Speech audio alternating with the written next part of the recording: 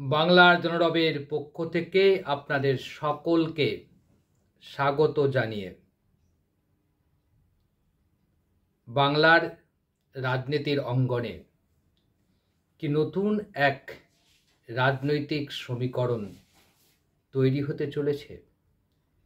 2026-এর বিধানসভা নির্বাচনে আমরা কি এই রাজ্যে নতুন এক রাজনৈতিক সমীকরণ দেখতে পাবো? পাবো কি পাবো না সেটা ভবিষ্যৎ বলবে, কিন্তু বর্তমান বলছে পাওয়ার ইঙ্গিত রয়েছে। এবং সেই পাওয়াটা যদি এরকম হয়, সিপিএমের সঙ্গে তৃণমূলের জোট অনেকের কাছেই বিশ্বাসযোগ্য মনে হবে না। মমতা বন্দ্যোপাধ্যায় এমন কোনো মঞ্চ নেই এই 14 বছরে তার রাজনৈতিক মুখ্যমন্ত্রী হিসাবে রাজনৈতিক সাফল্যের শীর্ষে পৌঁছে যাওয়ার পরেও তিনি নিয়ম করে সিপিএমকে গালাগালি না দিলে তার মঞ্চের ভাষণ শেষ হয় না।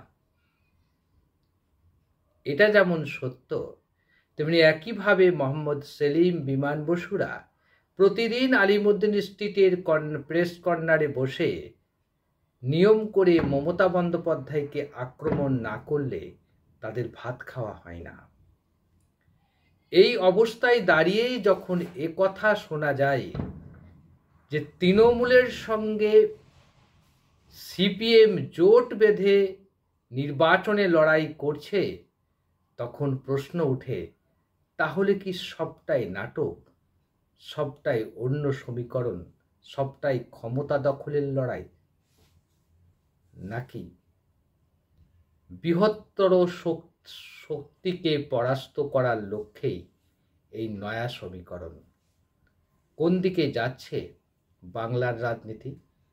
বিধানসভা নির্বাচনের আগে যে ঘটনাটি ঘটল, পূর্ব মেদিনীপুরের তমলুকের শ্রীরামপুর 2 নম্বর গ্রাম পঞ্চায়েত এলাকায় একটি সমবায় সমিতির নির্বাচনকে ঘিরে যে খবর আমাদের সামনে এসেছে তা চমকে দেওয়ার মতো ঘটনা।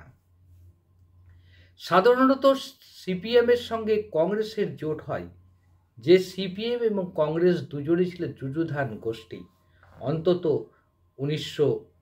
2011 সাল পর্যন্ত। 2011 সাল পর্যন্ত যারা যে কংগ্রেস দল প্রতিনিয়ত সিপিএমের প্রকাশ্যে বিরোধিতা করেছে, সেই কংগ্রেস দল এখন সিপিএমের সঙ্গে জোট করে ভোটে লড়াই করে। অন্যদিকে তৃণমূল কংগ্রেস বরাবরই সিপিএম বিরোধিতা করে তার জন্ম হয়েছে, সিপিএমের অন্ধ বিরোধিতা করে মমতা বন্দ্যোপাধ্যায়ের উত্থান হয়েছে। এটা নিয়ে যেমন আমাদের মনে কোনো সন্দেহ নেই, তেমনি একইভাবে রাজনৈতিক স্বার্থে যে দুটো দল এক হতে পারে, এটাও আমাদের কাছে অসম্ভব বলে কিছু মনে হচ্ছে না। কারণ রাজনীতির আঙিনায় অসম্ভব বলে কিছু হয় না, তাই হলো না। একটা সময় সিপিএমের সঙ্গে কংগ্রেসের যুযুধান ছিল, তারা এখন পরস্পর বন্ধু। অন্যদিকে বিজেপির সঙ্গে তৃণমূলের একটা ঘনিষ্ঠ সম্পর্ক ছিল। বলা হয়ে থাকে যে বিজেপির টাকাতেই তৃণমূলের সমৃদ্ধি হয়েছিল এবং তৃণমূল কংগ্রেস যখন নতুন তৈরি হয়েছিল তার পেছনে ব্যাক করেছিল বিজেপি। অটল বিহারী বাজপেয়ী সেই সময় বিজেপির নেতা ছিলেন, বা লালকৃষ্ণ আদবানিরা। সুতরাং আজকে যে বন্ধু কাল সে শত্রু হতে পারে, কাল যে শত্রু আজ সে বন্ধু হতে পারে, এটাই রাজনীতির নিয়ম। তা বলে একবারে একটি সমবায় সমিতির নির্বাচনকে জিততে হবে বলে সব রকম মূল্যবোধকে বিসর্জন দিয়ে যেভাবে তৃণমূল কংগ্রেস এবং সিপিএম জোট করেছে, তা সত্যিই অভিনবত্বের দাবি রাখে। আর এই অভিনবত্ব যদি আগামী বিধানসভা নির্বাচনে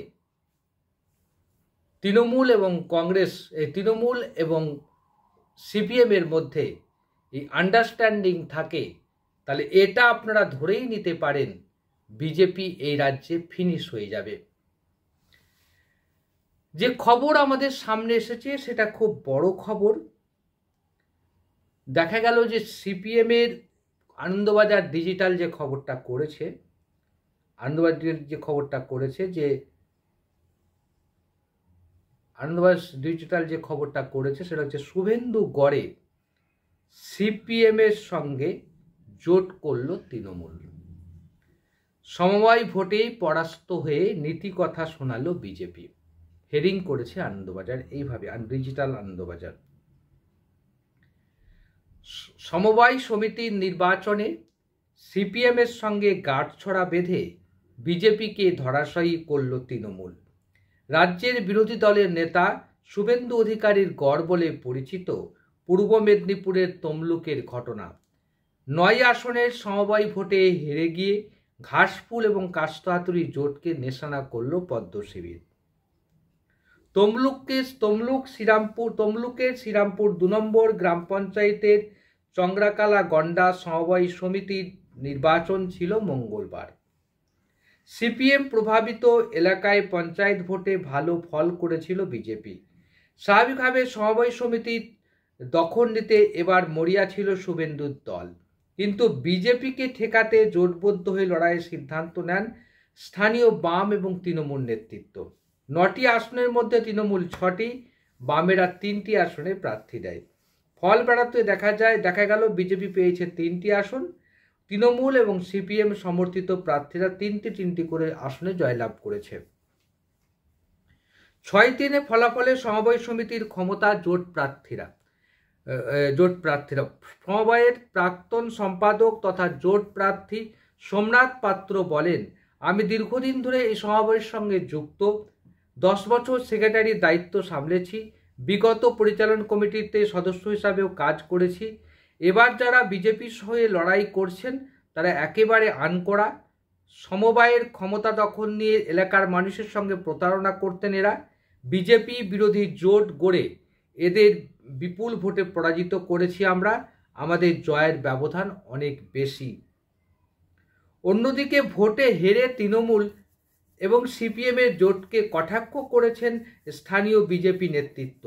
বিজেপির তমলুক সাংগঠন জেলার সহসভাপতি তথা তমলুক পঞ্চায়েত সমিতির বিরোধী দলনেতা আশিস মণ্ডল বলেন, চংরাকালা গন্ডা সমবায়ের ক্ষমতা দখলে মরিয়া তৃণমূল নিজেদের নীতি আদর্শকে বিসর্জন দিয়ে জোট বাঁধল কিনা সিপিএমের সঙ্গে। আশিস আরও বলেন, তৃণমূল এতদিন রাম বাম জোট বলে অনেক প্রচার করত, কিন্তু শ্রীরামপুরের সমবায় ভোট বুঝিয়ে দিল তৃণমূলের মুখে সিপিএম বিরোধিতা করলেও তলে তলে তার জোট বেঁধে ক্ষমতার কেন্দ্রে থাকতে চায়। শ্রীরামপুর 2 নম্বর অঞ্চলের তৃণমূল সভাপতি দিলীপ কুমার সাউ বলেন, সমবায়ের মাধ্যমে এলাকার উন্নয়নের স্বার্থে আমরা বিজেপি বিরোধীরা একজোট হয়ে লড়াই করেছি, আমাদের লড়াই সাফল্য এনেছে, বিজেপিকে আমরা বিপুল ভোটে পরাজিত করেছি। এবার শীঘ্রই সভাপতি ও সম্পাদক নির্বাচন করে আমরা সমবায়ের কাজকর্ম স্বাভাবিক করতে উদ্যোগী হব। এটা হচ্ছে খবর। এই খবরটা আমরা আজকে আমাদের বাংলার জনরবের নিউজ পোর্টালেও বড় করে বেরিয়েছে, যেহেতু আনন্দবাজার একটা নির্ভরযোগ্য নিউজ পোর্টাল বলা হয় এবং তাদের বিশ্বাসযোগ্যতা নিয়ে এ বাংলার সাধারণ নাগরিকের মনে কোনো প্রশ্ন নেই। সেই জন্যেই আমরা এই খবরটা ডিজিটাল আনন্দবাজার থেকে নিয়ে আপনাদেরকে শোনালাম। তাহলে একটা জিনিস খুব পরিষ্কারভাবে ধরা পড়ে গেল, সেটা হচ্ছে যে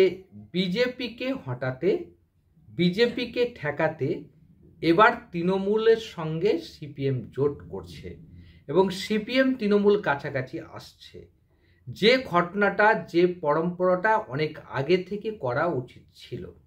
একটা ঘটনা খুব স্পষ্ট করেই বলে দেওয়া যায়, আজকে যদি মমতা বন্দ্যোপাধ্যায় সিপিএম দলকে শেষ করার নামে যেভাবে সিপিএম দলের পেছনে লেগে তাদের প্রশাসনকে কাজে লাগিয়ে সিপিএম দলের সাংগঠনিক শক্তিকে ভাঙা হয়েছে, এটা যদি না হতো এবং সিপিএমকে যদি বিরোধী দলের মধ্যে মর্যাদা দিয়ে তাদেরকে যদি পোষিয়ে রাখা হতো, মানে পোষা করে রাখা হতো সিপিএমকে, তাহলে এতদিনে বিজেপি পশ্চিমবাংলায় মাথাচাড়া দিয়ে উঠত না। কিন্তু একটা জিনিস খুব পরিষ্কার, মমতা বন্দ্যোপাধ্যায়ের আগামী দিন মমতা বন্দ্যোপাধ্যায়ের সরকারের কাছে সবচেয়ে বড় বিপদ কিন্তু বিজেপি, অন্য কেউ নেই। এবং এই রাজ্যে যদি কোনো কারণে বিজেপি ক্ষমতায় এসে যায়, তারপরে এই রাজ্য থেকে বিজেপিকে সরাতে অনেকটাই বেগ পেতে হবে রাজনৈতিক মহলের খবর। সব মিলিয়ে একটা জিনিস খুব পরিষ্কার হয়ে আমাদের কাছে ধরা পড়েছে, সেটা হলো বিজেপিকে ঠেকাতে তৃণমূল এবং সিপিএম যে জোট করেছে, এর কারণটাই হচ্ছে যে তারা চাইছে যে এখানে যেন তেন প্রকারে বিজেপির অস্তিত্বকে আটকে দেওয়া। কিন্তু প্রশ্ন উঠেছে, আমরা যদি তমলুকের সমবায় সমিতির নির্বাচনের বিশ্লেষণ করতে বসি, তাহলে দেখব তৃণমূলের পায়ের তলার মাটি কিন্তু অনেকটাই চলে গেছে। 9টি আসনের মধ্যে 6টি আসনে প্রার্থী দিয়েছিল তৃণমূল কংগ্রেস, সেই 6টি আসনের মধ্যে 3টে আসনই বিজেপি পেয়েছে। এবং বিজেপি যে 3টি আসন পেয়েছে সেটা হচ্ছে তৃণমূল কংগ্রেসের বরাদ্দ আসন থেকে। অন্যদিকে সিপিএমের যে 3টি আসনে সিপিএম প্রার্থী দিয়েছিল, সেই 3টিতে তারা জয়লাভ করেছে। সুতরাং অশনি সংকেত খুব স্পষ্ট যে তৃণমূলের পায়ের তলার মাটি চলে যাচ্ছে। আগামী দিনে তৃণমূলকে যদি এই রাজ্যে অস্তিত্বকে টিকিয়ে রাখতে হয়, তাহলে কিন্তু ওই কংগ্রেসের মতোই তৃণমূলকেও যেতে হবে বামেদের ঘরে। আজ এই পর্যন্ত, আবারও দেখা হবে অন্য কোনো বিষয় নিয়ে। কেমন লাগলো আমাদের এই প্রতিবেদন? ভালো লাগলে লাইক করবেন, শেয়ার করবেন, সাবস্ক্রাইব হয়ে আমাদের পাশে দাঁড়ান।